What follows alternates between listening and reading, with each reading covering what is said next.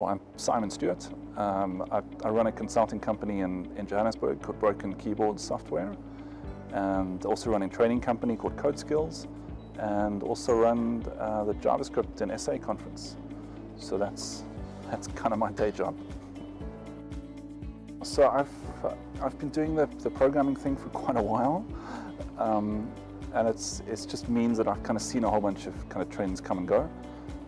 So it started off doing Windows Forms development in VB6 or VB5, which kind of goes back a little bit.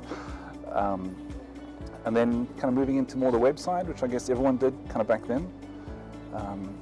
And started off with like normal JavaScript, like the plain old JavaScript, lots of jQuery, like way too much jQuery. And then, I don't know when it happened, maybe like 2005 or kind of thereabouts, when the whole JavaScript kind of explosion happened. So there was then like a new framework every week, and that's been fun. Mainly web, but also doing quite a lot of hybrid apps and also some native ones as well. So it is the kind of maybe the tail end of the app market, but you've got to use your Mac for something. So I think the best kind of pro is the fact if you're going to go hybrid, then you can reuse your web skills.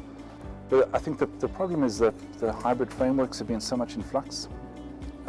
So I mean, we used React Native end of last year, and that was cool, but also very much in flux at that point. And I think things have settled a little bit. Ionic's been good. We've done some Ionic work as well. But I still think there's place for native app development. I don't think that's going to go away. But we'll see what happens. There's a bit of a move now towards like the mobile, like the Mobi site. Call it PWA now, but it's the same kind of concept.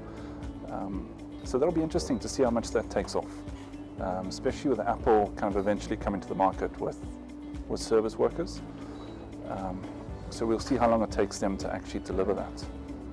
But it'd be interesting if they do enable it. So it's a bit of a new marketing term that they've come up with for the last sort of year or so. The underlying tech is great, but I think there's a misconception that this is like an Ionic competitor or another kind of hybrid app development thing, which it isn't. It's really just their definition of high quality mobile sites. That's really what it is.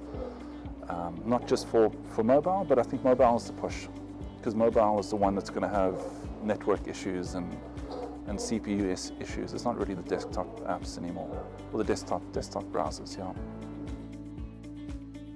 I think you've also just got to temper it a little bit, because the risk is you keep jumping after the new thing. And as much as it's cool to give the new thing to the clients, it's not necessarily something they're going to benefit from immediately. So I think it's useful to keep up to date, and then to kind of look at all the new things and kind of figure out what makes sense to actually use. But keeping up to date is the most important.